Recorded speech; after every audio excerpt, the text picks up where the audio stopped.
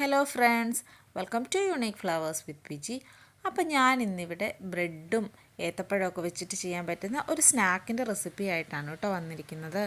അപ്പോൾ അതെങ്ങനെ ഉണ്ടാക്കുന്നതെന്ന് നമുക്ക് നോക്കാം. അതിനായിട്ട് ഞാനിവിടെ 2 ഏത്തപ്പഴം എടുത്തിട്ടുണ്ട്. അത്യാവശ്യം പഴുത്ത ഏത്തപ്പഴമാണ്.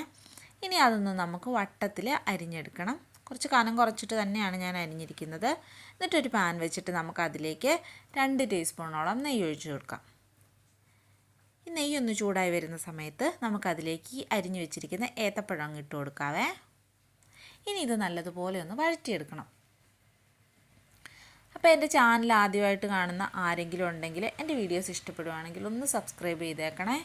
അടുത്ത് കാണുന്ന ബെല്ലൈക്കണും കൂടി ഒന്ന് എനേബിൾ ചെയ്ത് വെച്ച് ഓളും കൂടി ഒന്ന് പ്രസ് ചെയ്ത് വെച്ചാൽ മാത്രമേ ഞാൻ ഇടുന്ന അടുത്ത വീഡിയോസിൻ്റെ നോട്ടിഫിക്കേഷൻ നിങ്ങൾക്ക് കിട്ടത്തുള്ളൂ. അപ്പോൾ ഇതിനിടയ്ക്ക് ഞാൻ 1 ടീസ്പൂണോളം ഉണക്കമുന്തിരി ഒന്ന് ഇട്ട് കൊടുത്തിട്ടുണ്ട്. ഇനി അതിലേക്ക് ഇടുന്നത് കുറച്ച് ഷുഗറാണ്. ഇനി ഏത്തപ്പഴത്തിന് ഒരുപാട് മധുരം ഉണ്ടെങ്കിൽ ഈ പോർഷൻ നിങ്ങൾക്ക് സ്കിപ്പ് ചെയ്യാവുന്നതാണ്. കുറച്ച് മധുരം വേണമെന്നുള്ളവർക്ക് പഞ്ചസാര ഇടാം. ഇനി കുറച്ച് തേങ്ങയും കൂടി ഇട്ട് നമുക്കൊന്ന് നല്ലതുപോലെ അതൊന്ന് ഒരു ജാമിൻ്റെയൊക്കെ ആ ഒരു പരുവത്തിൽ ആയിട്ട് എടുക്കണം. അപ്പോൾ ഞാൻ ഇതിനിടയ്ക്ക് കുറച്ച് ഏലക്കാപ്പൊടിയും കൂടി ചേർത്തിട്ടുണ്ട്. അതിൻ്റെ വീഡിയോ എടുക്കാൻ മറന്നുപോയതാണ്.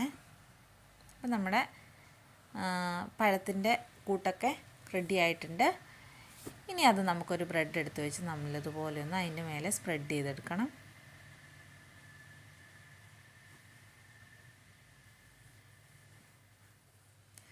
ഇനി വേറൊരു ബ്രെഡ് എടുത്ത് ആ ബ്രെഡിൻ്റെ മേലെ വെച്ച് കൊടുക്കാം.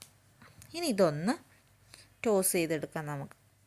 അതിനായിട്ട് കുറച്ച് നെയ്യോ ബട്ടറോ എന്തെങ്കിലും ഒരു പാനിൽ ഒഴിച്ചു കൊടുത്തിട്ട് അതിലേക്ക് ഈ ബ്രെഡ് നമുക്ക് ഇട്ട് കൊടുക്കാം. എന്നിട്ട് തിരിച്ച് മറിച്ച് വിട്ടൊന്ന് ടോസ് ചെയ്തെടുക്കണം. അങ്ങനെ ഞാനൊരു 3-4 എണ്ണം അങ്ങനെ ടോസ് ചെയ്തെടുത്തിട്ടുണ്ടേ. അപ്പം ഇത് ഇങ്ങനെ കഴിക്കേണ്ടവർക്ക് ഇതിങ്ങനെ തന്നെ കഴിക്കാം. ഞാൻ എന്തായാലും ഒരു സാൻഡ്വിച്ച് കട്ട് ചെയ്യുന്ന പോലെ ഒന്ന് കട്ട് ചെയ്യുന്നുണ്ട്. അപ്പം നമ്മുടെ ആ പഴത്തിൻ്റെ ഫില്ലിങ്ങൊക്കെ നമുക്ക് കാണാനായിട്ട് പറ്റും. നല്ല ടേസ്റ്റാണ്. ഇത് നിങ്ങൾക്ക് ചപ്പാത്തിയുടെ ഈ ഒരു പഴത്തിൻ്റെ കൂട്ടുണ്ടാക്കിയിട്ട് ചപ്പാത്തിയിലും കുട്ടികൾക്കൊക്കെ റോൾ ചെയ്ത് കൊടുക്കാൻ നല്ലതാണ്. അപ്പോൾ ഇതാ നമ്മുടെ ഐറ്റം ഇവിടെ റെഡി ആയിട്ടുണ്ട്. എല്ലാവരും ട്രൈ ചെയ്ത് നോക്കണം. ഇഷ്ടപ്പെടുന്നവർ ഫ്രണ്ട്സിനും ഫാമിലിക്കും ഒക്കെ ഷെയർ ചെയ്ത് കൊടുക്കാൻ മറക്കല്ലേ.